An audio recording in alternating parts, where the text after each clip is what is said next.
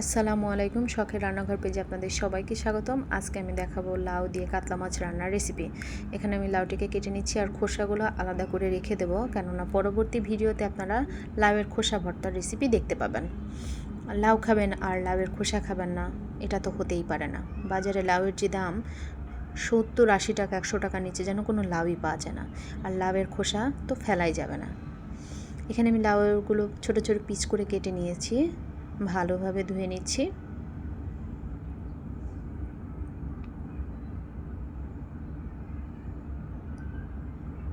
আমার ধোয়া কমপ্লিট।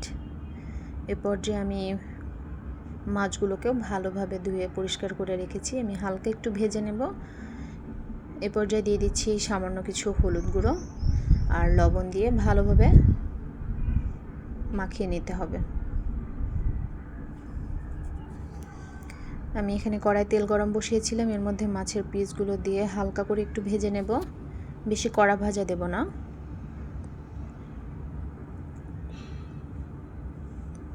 আমার মাছ ভাজা কমপ্লিট। এখানে আমি আরেকটি কড়াই বসিয়েছি, এবার দিয়ে দিব সামান্য কিছু তেল আর দিয়ে দিলাম পেঁয়াজ কুচি।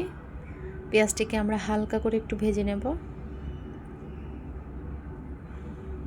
এ পর্যায়ে আমরা দিয়ে দেব হাফ চামচ আদা বাটা, 1 চামচ জিরা বাটা, 1 চামচ রসুন বাটা আর 1 চামচ কাঁচামরিচ বাটা দিয়ে ভালোভাবে মিক্সড করে নিতে হবে।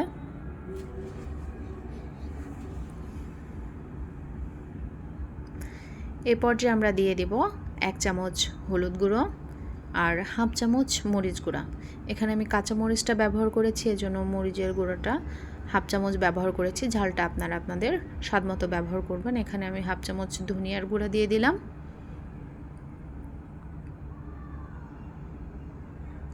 আর দিয়ে দিচ্ছি স্বাদ মতো লবণ। এ পর্যায়ে আমি সামান্য কিছু পানি ব্যবহার করব মশলাটিকে কষানোর জন্য। পানি শুকিয়ে গেছে। এ পর্যায়ে আমরা লাউয়ের পিসগুলো দিয়ে দেব। মশলার সঙ্গে ভালোভাবে মিক্সড করে নিতে হবে।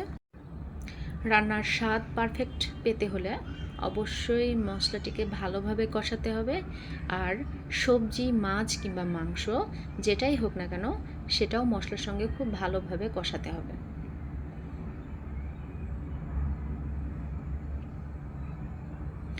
আমি এখানে ঢাকনা দিয়ে ঢেকে রেখে দেব।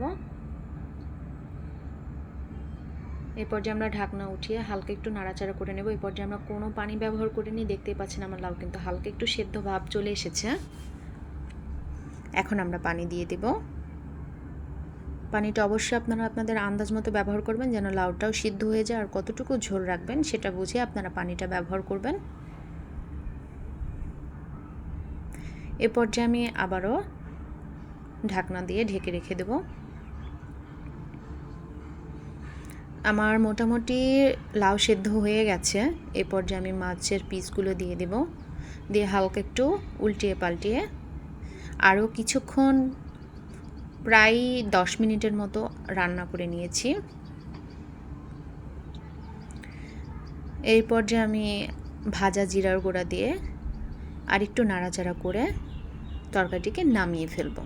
দেখতেই পাচ্ছেন অনেক সুন্দর লাগছে, কিন্তু খেতেও অনেক মজাদার হয়েছে।